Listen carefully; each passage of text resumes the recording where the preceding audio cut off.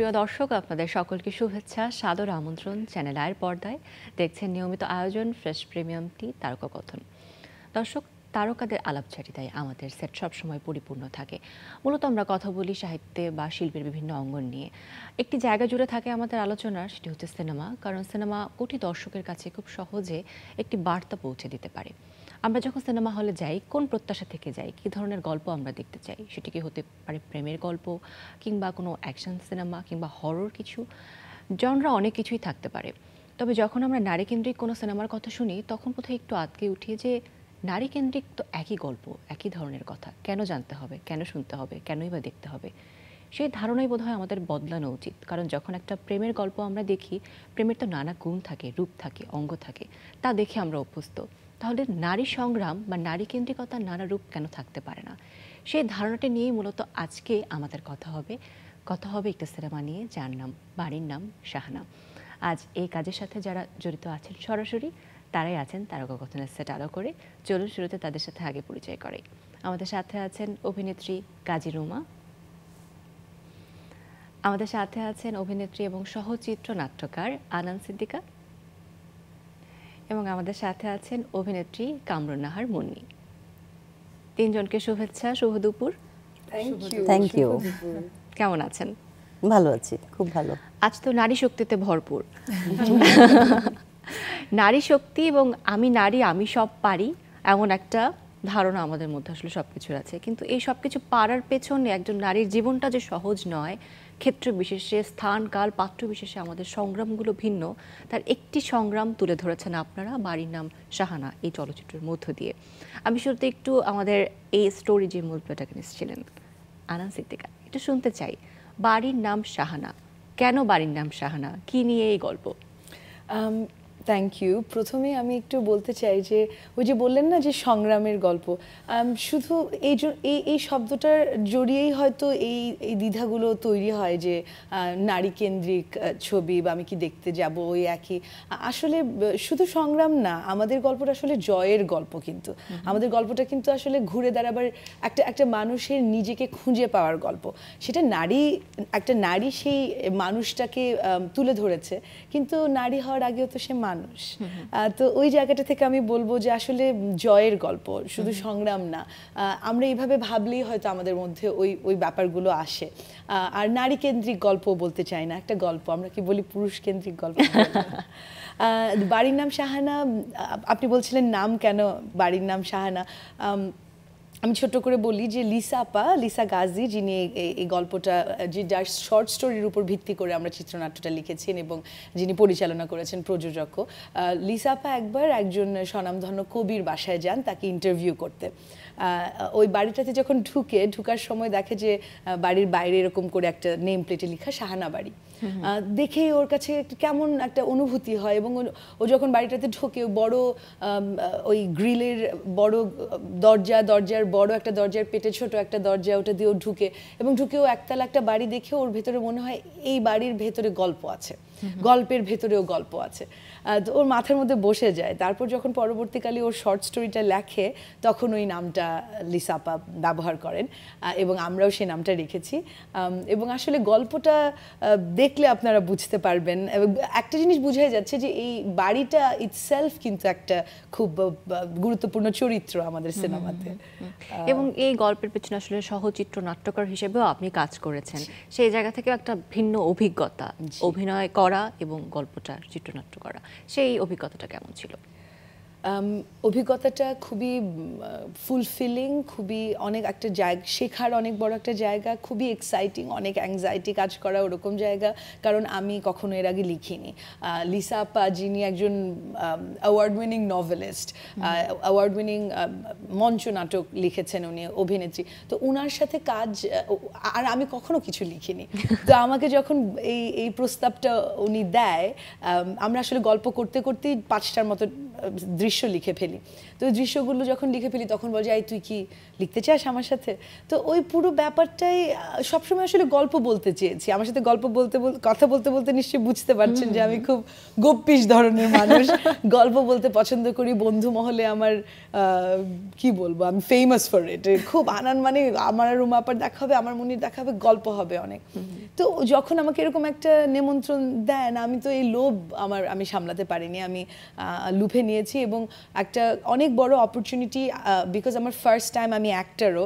So যখন আমি চিত্রনাট্যটা লিখতে পেরেছি, দীপা যে চরিত্রটা আমি করেছি, আম্মা দিলরুবা যে চরিত্রটা রুমাপা করেছে, বা জুলেখা মুন্নি করেছে, এই প্রতিটা মানুষ এবং এই পারিপার্শ্বিক পুরো পৃথিবীটাতে প্রাণ দেওয়ার আমার সুযোগ হয়েছে।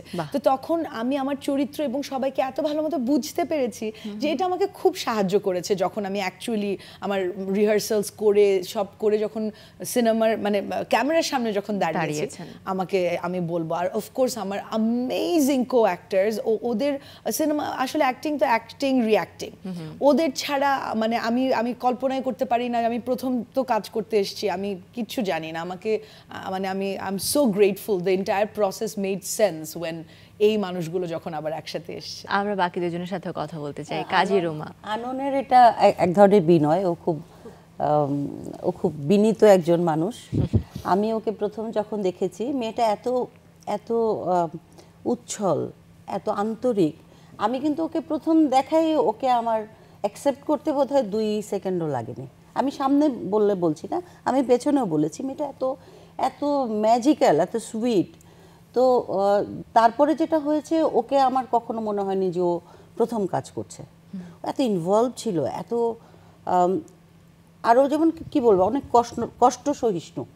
এত কষ্ট করেছে মেয়েটা সেটে, প্রত্যেকটা সিন, প্রত্যেকটা বৃষ্টি রোদ। আমরা একটু রেস্ট পেয়েছি, ও কিন্তু কোনো রেস্ট পাইনি। না না, একদম। জর্জ ভাই একদিন বলেওছে লিসাকে যে তোমরা ওকে একটু রেস্ট দাও, মনে আছে? বিকজ জর্জ ভাই যে ওকে বলেছে, সেটা কিন্তু মনে হচ্ছে নিজের সন্তানের প্রতি যে একটা ভালোবাসা থেকে, কোয়ার্টিস্ট হিসেবে না। কিন্তু এই কথাটা বলছে এই কারণে যে আমাদের ওই টোটাল যে টিমটা, আমরা বলি না একটা পরিবারের মতন, আসলে ওটা পুরো একটা পরিবার হয়ে উঠেছিল আমাদের। এবং সেই কারণে আমাদের এত কমফর্ট লেভেলটা এত বেশি ছিল টু ইচ আদার। আমার কিছু মনে হয় যে এই কমফর্ট লেভেলটা কিন্তু স্ক্রিনে বোঝা গেছে। এবং ওই কারণেও এই ছবিটার এই যে এখন আমরা যে আউটকাম দেখতে পাচ্ছি, ছবিটা এখন অস্কারের এন্ট্রি লেভেলে বা বিদেশি ছবির ক্যাটাগরিতে প্রতিযোগিতায় বাংলাদেশ থেকে মনোনীত হয়েছে। তো সেইটা কিন্তু আমাদের ওই সময়কার ওই কাজগুলোর ওই ভালোবাসার ফসল। আমি খুব নিজেকে কি বলবো, আমি খুব ভাগ্যবান মনে করি যে লিসা ব্যক্তিগতভাবে আমার বন্ধু। তো লিসা আমাকে যখন বলেছে কাজটা করার জন্য, আমিও দীর্ঘদিন কাজ করি না, তখন এই কাজটা করতে যে আমার মনে হয়েছে যে এটা আমার জন্য একটা blessings, to meet them, to work with them. And কি বলবো, ওদের সাথে এখন তো একটা ব্যক্তিগত সম্পর্ক হয়েছে, পরিবারের মতন হয়ে গেছে। আমি একটা নতুন পরিবার পেয়েছি বাড়ির নাম শাহানার জন্য, এই আর কি। আমি কিন্তু আসলে ভেবেছি যে আপনারা আগের থেকে আসলে পূর্ব পরিচিত, কারণ হঠাৎ করে আপনাদের মধ্যে যে কেমিস্ট্রিটা আমি দেখেছি, একদম মেকআপ রুম থেকে শুরু করে সেট পর্যন্ত, এখন না বলে আমি বুঝতেই পারতাম না। দেখে বুঝে যেতে হবে না? একেবারেই তাই। আর একটু কামরুন্নাহার মনির কাছে জানতে চাই, এই কাজের অভিজ্ঞতা আপনার জন্য কেমন ছিল, জীবনে কেমন প্রভাব ফেলেছে? না, আমার কাছে মানে এটা একটা অদ্ভুত অনুভূতি যে যখন দুর্গাপুর থেকে, আমার বাড়ি নেত্রকোনা জেলার দুর্গাপুরে, তো দুর্গাপুর থেকে যখন শহরে আসলাম 12 সালে পড়াশোনা করার জন্য, সেই 12 সাল থেকে আজকে 25 সাল, আমার কাছে মনে হয় যে ওই যে গ্রামের একটা মেয়ে, যেখানে আসলে সেই অর্থে মানে ঢাকা বিশ্ববিদ্যালয়ে পড়া বা ঢাকা শহরে গিয়ে পড়াশোনা করা, থাকা, এটা একটা মানে তার কাছে একটা খুব জাদুকরী বিষয়।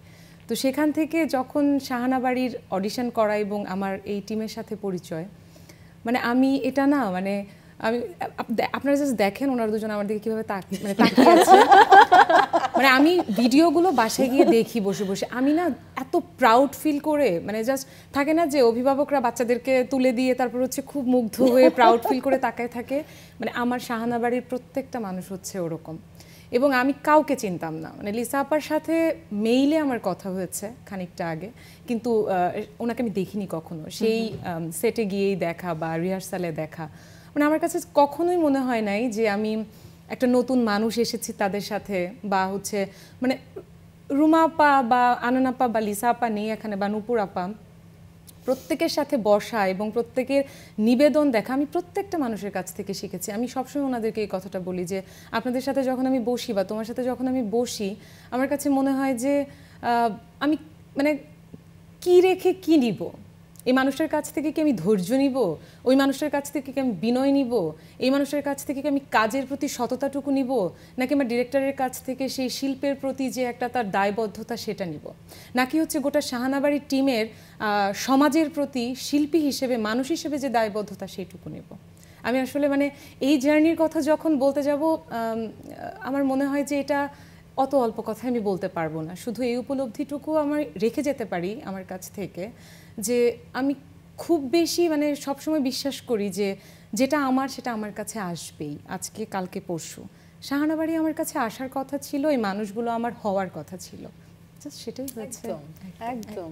আমি আসলে মুগ্ধ হয়ে শুনছিলাম আপনাদের দর্শনবোধ এবং এই কাজটির প্রতি আপনাদের নিবেদন। আসলে জয়ের গল্প বলছিলেন না, আপনারা তো নিজেরাই নিজেদের মন জয় করেছেন এবং সেই জয় আসলে দর্শকদের কাছ পর্যন্ত পৌঁছে গেছে এবং আন্তর্জাতিকভাবে আমাদের এই কাজটি সমৃদ্ধ হোক। আমি কিন্তু আমাদের বলছি, কারণ আমার মনে হচ্ছে যে আমাদেরই কাজ, আমাদের মানে অবাক শুনছিলাম। আপনি আপনার কোনো না কোনো গল্প আমাদের কোনো না কোনো কারো চরিত্রের ভেতরে আপনি খুঁজে পাবেন, আমি শিওর। যে গল্পটি নিয়ে আমাদের এত কথা হচ্ছে, এত প্রত্যাশা, আশা, ভরসা, আবেগ, আমরা সেই কাজের ট্রেলারটি একটু দেখে আসতে চাই। বাড়ির নাম শাহানা। চলুন প্রিয় দর্শক। রাজি থাকলে কবুল বলো।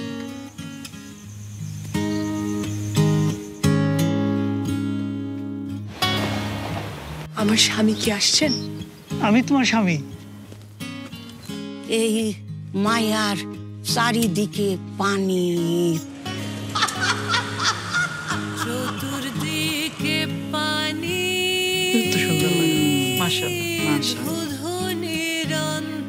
আমাদের 14 গোষ্ঠীতে তালাকের নামগন্ধ নাই, জানি তো। তালাক যে হয়েছে সেটা আমার শরীরে লেখা আম্মা।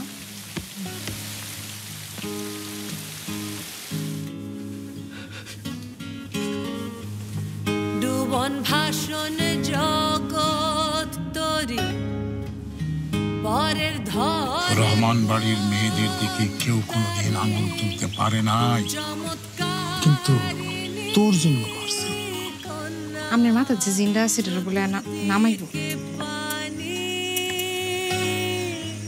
আমার মাথা থেকে জিন নামাইব। পরীর দেহ ধইরা এই বদাসর ভাঙবেন। তবে হ্যাঁ, হুঁশিয়ার।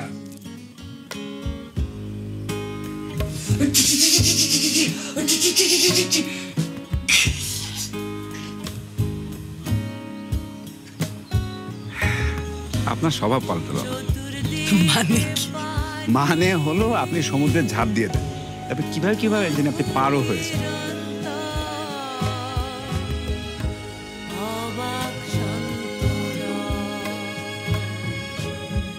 আমি তোরে বলতেছি, ভুল করতে যেতেছিস তুই। ভুল হইলে আমার ভুল। বাহ, মুগ্ধতা, এক রাশ মুগ্ধতা। এবং আনান সিদ্দিকার কথা তো বলতে হয় যে সে যেভাবে পোট্রে করেছে তার চরিত্রটাকে, it couldn't have been better. Thank you so much. এবং এই যে কাজটি শুধুমাত্র এখন তো আমাদের প্রেক্ষাগৃহে চলছে, 2025 থেকে 19 সেপ্টেম্বর থেকে চলছে, কিন্তু তার আগে অনেকগুলো দেশ ঘুরে এসেছে বাড়ির নাম শাহানা। আমাদের এই বাড়ির গল্প ভিন্ন একটি দেশে, ভিন্ন একটি সমাজে আসলে গৃহীত হয়েছে। সেখানকার ফিডব্যাকগুলো বা কোন কোন ফেস্টিভ্যালে গিয়েছিল একটু শুনতে চাই।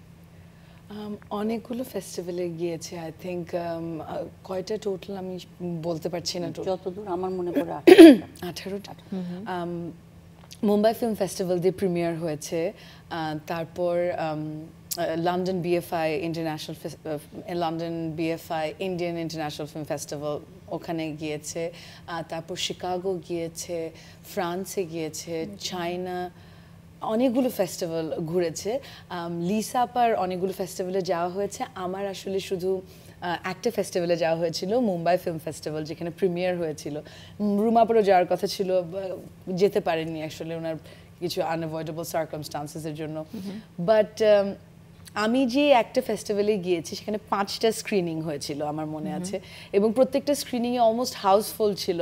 আমার রুমাপাকে ফোন করে করে বলতাম, রুমাপা ওফ তুমি যদি দেখতে, কারণ প্রতিটা স্ক্রিনিংয়ের পরে না একটা ছোট কিউএনএ হয়, আর ওই কিউএনএতে দর্শকরা আমাদেরকে প্রশ্ন করতে পারে। আমি লিসাপা আমরা অনেকগুলো প্রশ্ন নিয়েছি, এবং সব থেকে মানে ভালো লেগেছে এবং সব থেকে মুগ্ধতা নিয়ে যেটা আমি লক্ষ্য করেছি যে মানুষগুলো এমন সব ছোট ছোট সূক্ষ্ম সূক্ষ্ম জিনিস ধরতে পেরেছে, যেগুলো নিয়ে কোয়েশ্চেনগুলো করেছে, যে এরকম কেন হলো, ওটা কেন করে নেন আমাদের, ও আপনি এটা লক্ষ্য করেছেন, এই ব্যাপারটা আপনি সূক্ষ্ম ব্যাপারটা, হ্যাঁ আমি বলতে চাই কেন আমি এটা এরকম, আমরা কেন এভাবে লিখেছি বা কেন এভাবে নির্দেশক এভাবে পোর্ট্রে করেছে। So that was an amazing experience. এবং খুব একটা স্পেশাল অ্যাওয়ার্ড আমরা পেয়েছিলাম, জেন্ডার সেন্সিটিভিটি অ্যাওয়ার্ড, যেটা বিকজ আমরা নারীর সাহস, নারীর বিভিন্ন সত্তা, বিভিন্ন রূপ এবং তার কন্ট্রিবিউশন, এগুলো নিয়ে যেহেতু কথা বলেছি, ইনইকুয়ালিটি, তো that was very special for us. তারপরে আরও অনেক ফেস্টিভ্যালে ঘুরে এসেছে। লিসা আপা আমাকে একটা জিনিস বলেছে যে ফ্রান্সের একটা ফেস্টিভ্যাল, কারাওয়ান ফেস্টিভ্যাল আই থিঙ্ক, ওখানে কিছু young women came to C the film, and ওরা বলছিল যে কি আশ্চর্য, আপনি বাংলাদেশের একটা মফস্বল শহরের একটা মানুষের গল্প বলছেন, আমি এখানে ফ্রান্সের একটা এত ফার্স্ট ওয়ার্ল্ড কান্ট্রির একটা শহরে বসে আছি, এবং আমার জীবনের বিবাহ বিচ্ছেদের পরে আমার যে এক্সপিরিয়েন্স, তার সাথে আমি কিভাবে মিলাতে পারছি। ওই স্টিগমাগুলো আপনারা হয়তো ভাবেন আমাদের এই পৃথিবীতে নেই, কিন্তু আমাদের নিজের পরিবার থেকেই আছে, পারিপার্শ্বিক জায়গা থেকে তো, সমাজ থেকে তো আছে, কিন্তু আপনাদের দেখে চোখে আপাদমস্তক দেখলে হয়তো মনে হয় ও আচ্ছা না, ওরা হয়তো অন্যভাবে জিনিসটাকে দেখে, আসলে কিন্তু তা না, অনেক মিল ওরা খুঁজে পায়।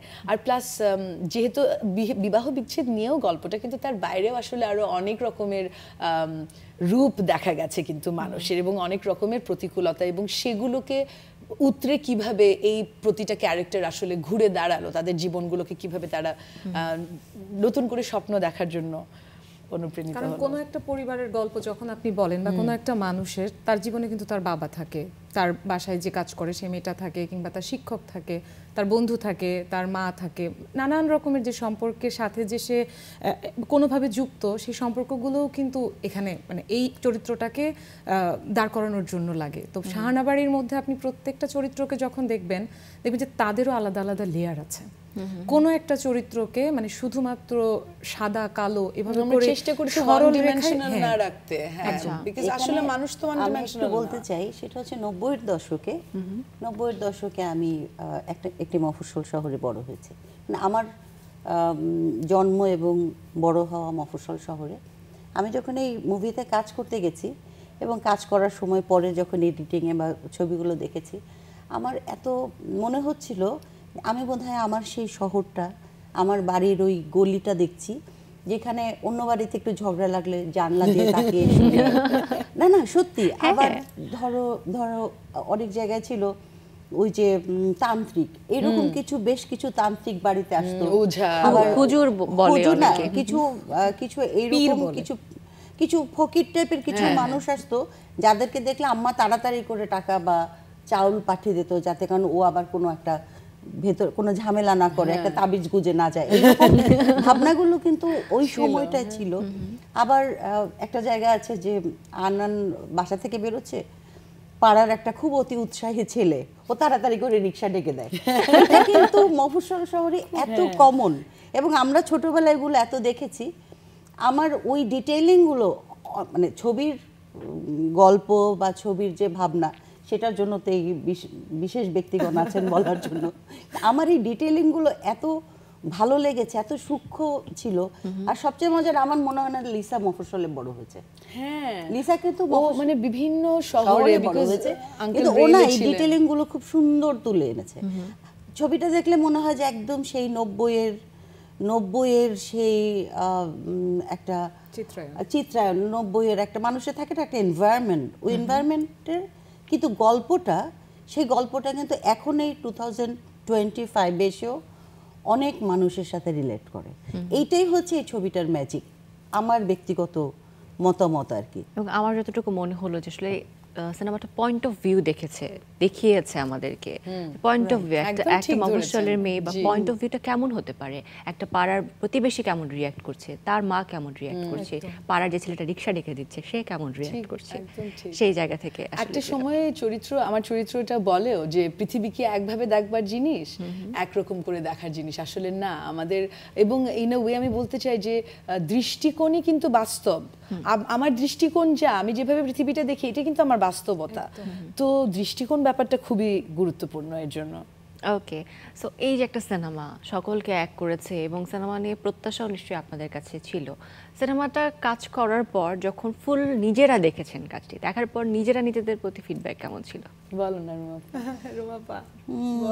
আমি যেমন ওদেরকেই দেখেছি, আমাকে খুব বেশি দেখিনি, কারণ আমার কাছে আমার ভয় লাগছিল। অনেকদিন পরে কাজ করেছি, কিন্তু আমি কাজ করতে গিয়ে আমার মনে হচ্ছে না আমি বোধহয় কাজটা করতেই পারি, ভবিষ্যতে চাইলে বোধহয় আমি কাজটা করা যাবে, নিজের ব্যাপারে তাই মনে হয়েছে। কিন্তু আমার কাছে এই ছবিটার আরেকটা বিশেষত্ব মনে হয়েছে, প্রত্যেকে ভালো অভিনয় করেছে, যে প্রত্যেকে তার বেস্ট এফার্ট দিয়েছে।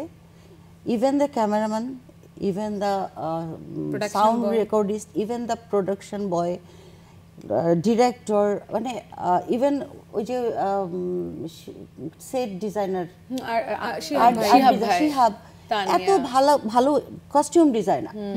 If you see the costume, ছবির কস্টিউমগুলো এত যথাযথ ছিল। আমার না ওই সব কিছু মিলে আমার কাছে শুধু অভিনয় নিয়ে কথা বলতে ইচ্ছে করেনি, আমার কাছে মনে হচ্ছে খুব কমপ্লিট একটা ছবি আমি দেখেছি এবং আর নিজেকে ধন্য মনে করেছি যে ওইটা আমি পার্ট, আমি এইটা আর কি। আর সিনেমার আরেকটা মূল জায়গা জুড়ে থাকে সিনেমাতে কেমন মিউজিক ব্যবহার করা হচ্ছে, কারণ পুরো এনভায়রনমেন্টটা আমাদেরকে অনুভব করাতে মিউজিকের যে ভূমিকা, যেহেতু আমাদের আনন্দ সিদ্দিকা তিনি নিজেও একজন মিউজিশিয়ান, আসলে মিউজিকটা ধরতে পারেন ভীষণ ভালোভাবে। তো কিভাবে বলবেন যে মিউজিকের কাজটা কারা করেছিল এবং মিউজিকটা কিভাবে এই সিনেমার স্ক্রিন প্লেটাকে আসলে চেঞ্জ করে দিয়েছে? আমার কাছে মনে হয় মিউজিকটা এই সিনেমার একটা অসম্ভব ইন্টেগ্রাল পার্ট, খুবই গুরুত্বপূর্ণ একটা অংশ। এবং কারণ আসলে আপনি দেখবেন যে এই চরিত্রটাও এরকম, দেখবেন যে ও কানে হেডফোনে গান শুনে এবং একরকম একটা সলেস খুঁজে পায়, কি বলবো, একটা ভরসার একটা আরাম খুঁজে পায় সঙ্গীতের মধ্যে, কিন্তু গান শোনার মধ্যে আশ্রয় খুঁজে, এক্স্যাক্টলি একটা আশ্রয় খুঁজে পায়, একটা শান্তি খুঁজে পায় ওই গান শুনতে শুনতে। আমরা এটা আমাদের অনেকের মধ্যেই লক্ষ্য করবো যে আমাদের মন খারাপ বা কিছু হচ্ছে, গানটা আমাদের গ্রাউন্ড করে। তো ওইভাবে দেখতে গেলে এবং অলসো আমাদের আগেই বলতে চাই আসলে প্রথমে যে আমাদের যে মিউজিক ডিরেক্টর, দুজন মিউজিক ডিরেক্টর আছেন, সোহিনী আলম এবং অলিভার উইকস, ওনারা দুজন, ওনাদের একটা ব্যান্ডও আছে খিও, ওখানেও তারা দুজন একসাথে কাজ করেন। তো আমার অনেক লম্বা সময়ের কোলাবোরেটর ওনারা, আমি আর সোহিনী অনেক বছর একসাথে কাজ করেছি। তো ইট ওয়াজ সো এক্সাইটিং যে ওরা আমাদের মিউজিকটা করছে। এবং মানে আমার মনে হয় যে লিসা আপার সাথে, মানে একজন পরিচালক হিসেবে ওনার সাথে মিউজিক ডিরেক্টরের যে একটা অনুরণন দরকার, বুঝানো, উনি যেভাবে করে গল্পটা বলতে চাইছে তাকে পরিপূর্ণতা দেওয়ার জন্য সঙ্গীতের যে গুরুত্বপূর্ণ রোলটা, এই কমিউনিকেশনটা ওদের মধ্যে সব থেকে বিউটিফুলি হতে হয় আর কি, বিকজ ওরা এত বছরের কোলাবোরেটর, এত বছর সোহিনী লিসা আপার ডকুমেন্টারিতে কাজ করেছে, আমরা অনেক প্লে করেছি যেটার জন্য সোহিনী মিউজিক করেছে। সো ওই জায়গাটা থেকে একদম আমি বুঝতে পারি যে ওই মিশটা খুব সুন্দর মতো হয়েছে। এবং আমাদের সিনেমাটা দেখলে আপনি বুঝতে পারবেন অসম্ভব সুন্দর সুন্দর গান আছে। এবং আমাদের ব্যাকগ্রাউন্ড স্কোরেও যেটা সোহিনী খুব, ও যখন ইন্টারভিউতে বলেছে, আমি সেখান থেকে নিয়ে বলতে চাই যে ওরা চেষ্টা করেছে আমাদের ব্যাকগ্রাউন্ড স্কোর যেরকম হয় না যে আমাদের একটু বলে দিতে চায় যে এখন খুব দুঃখের দৃশ্য, একটা দুঃখের সাউন্ড আসলো, আপনি অলরেডি অর্ধেক ফিল করছেন যে এখন খুব আমার খারাপ লাগতে হবে বা এখন খুব আমার আনন্দ হতে হবে, এখন আমার, তো ওইটা আপনাকে সাজেস্টিভ ব্যাকগ্রাউন্ড স্কোর, যে আপনাকে সাজেস্ট করে দিচ্ছে অলরেডি আপনি কেমন বোধ করবেন, এইটা আমরা করতে চাইনি। এটা সোহিনী এবং লিসা আপা খুব সুন্দর করে ওইটা ফুটিয়ে তুলেছে যে এই জিনিসটা যেন না হয়। আপনার তো সাইলেন্স দিয়ে আসলে ভলিউমস বলা যায়, শব্দ বা সাউন্ড অনেক সময় লিমিটিং করতে পারে, তো ওই ব্যাপারটা ওরা সুন্দর করে ব্যালেন্স করেছে। Beautiful songs, we have a brilliant album আমি বলতে চাই। আসলে আরেকটা কথা আমি একটু যুক্ত করতে চাই, সেটা হচ্ছে এই ছবির গানগুলো লিখেছে লিসা গাজী, যে আমাদের যিনি ডিরেক্টর, ও কিন্তু খুব ভালো গান লেখে, খুবই ভালো গীতিকার, এবং এখানে মৌলিক গানগুলো কিন্তু লিসার লেখা। এত অসাধারণ কথা, আজকে তো নিশ্চয়ই আনন্দ আমাদের শোনাবে। আমরা আয়োজনের শেষ দিকে চলে এসেছি, গল্প শুনতে শুনতে মনে হচ্ছিল শুনতেই থাকি, আমার সময় আমাদের একেবারেই সীমিত। আগামীতে আবারও নিশ্চয়ই আপনাদের সাথে দেখা হবে সেই প্রত্যাশায় থাকলাম। অনেক ভালো থাকবেন। Thank you so much. Thank you. দর্শক, এই ছিল আমাদের আজকের আয়োজন, আমাদের জয়ের গল্প, নারী কেন্দ্রিক বলবো না, সর্বোপরি সমাজের জয়ের গল্প, সমাজ জয়ের গল্প। আশা করি আপনাদের সকলের ভালো লেগেছে। আগামীতে দেখা হবে আবারও, সে প্রত্যাশায় বিদায় নিচ্ছি। ভালো থাকবেন।